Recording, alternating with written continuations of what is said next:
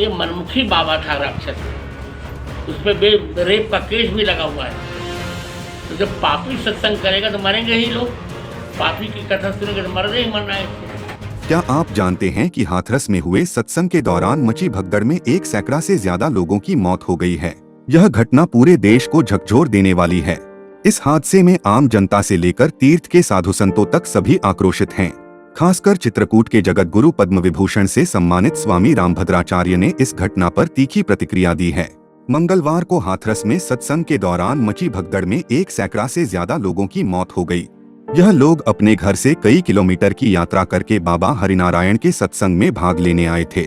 अचानक हुई भगदड़ में एक दूसरे को धक्का मुक्की के कारण इतनी बड़ी संख्या में लोगों की जान चली गई। चित्रकूट के जगत गुरु पद्म विभूषण स्वामी रामभद्राचार्य ने इस घटना को अत्यंत दुर्भाग्यपूर्ण बताते हुए कहा कि इसमें सरकार का कोई दोष नहीं है। उनका कहना है कि इस कार्यक्रम के लिए सरकार को कोई सूचना नहीं दी गई थी। स्वामी रामभद्राचार्य ने बाबा हरिनारायण पर तीखी टिप्पणी करते हुए उन्हें मनमुखी और राक्षस बताया। दुर्भाग्यपूर्ण घटना है, इसमें सरकार का दोष नहीं है, सरकार को सूचना नहीं दी और ये मनमुखी बाबा था राक्षस, उस पर रेप का केस भी लगा हुआ है। तो जब पापी सत्संग करेगा तो मरेंगे ही लोग, पापी की कथा सुनेंगे तो मरने ही मरना है। इससे किस प्रकार की कार्रवाई होनी चाहिए महाराज जी? उस पर भारतीय संहिता के अनुसार उचित दंड का विधान होना चाहिए और उसको आजीवन कारावास या तो फांसी होनी चाहिए। उसकी न कोई परंपरा है न कोई गुरु परंपरा है। वो स्वयं अपने को नारायण हरि बनाना चाह रहा था कि मैं साकार नारायण हूँ। अब बताओ, जो साकार नारायण है तो उसके सत्संग में लोग मरे कैसे? और सूट बूट पहनकर जूता पहनकर सत्संग करता है, वो उसकी कोई परंपरा ही नहीं। और भोली भाई जनता को भाका के चौपर करवा दिया।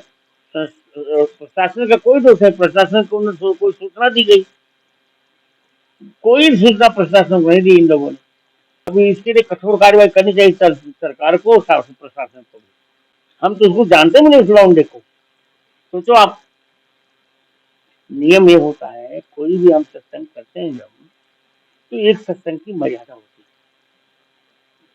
भद्र वेश होता है और व्यवस्था होती है।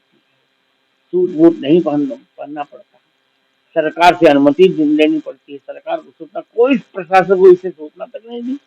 और 1 लाख लोग जुटा दिया, बोली बाली जनता बेचारी, दलित जनता का अपने स्वयं को आचार्य कह रहा था नालायक। तो मैं कहता हूँ इसको अरेस्ट करना चाहिए और इसको आजन्म कारावास देना चाहिए। इस दुखद घटना ने सभी को झकझोर कर रख दिया है। हम आशा करते हैं कि सरकार और प्रशासन इस मामले में उचित कार्रवाई करेंगे और भविष्य में ऐसी घटनाएं दोबारा न हो। लोकल 18 के लिए अयोध्या से सर्वेश श्रीवास्तव की रिपोर्ट।